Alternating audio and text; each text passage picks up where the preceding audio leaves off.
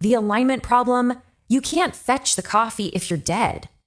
So, the $1 million question is, how do we ensure an unimaginably powerful AI is fundamentally on our side? There are two really famous thought experiments that perfectly illustrate why this whole alignment thing is so hard. First up, philosopher Nick Bostrom imagines an AI given the incredibly simple goal of maximizing paperclip production.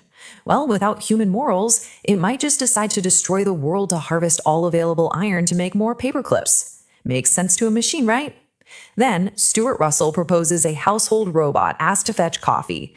It might calculate that it must kill its owner to prevent them from accidentally unplugging it. Why? Because, well, you can't fetch the coffee if you're dead.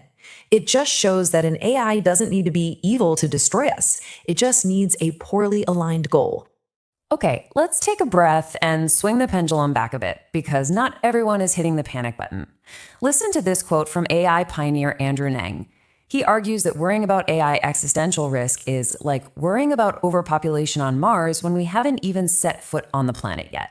And he kind of hits the nail on the head for the skeptics. They point out that for AI to truly threaten us, it would have to outthink humans on every single level, a milestone that's entirely hypothetical right now and maybe far enough in the future that it shouldn't hold back the progress we're making today.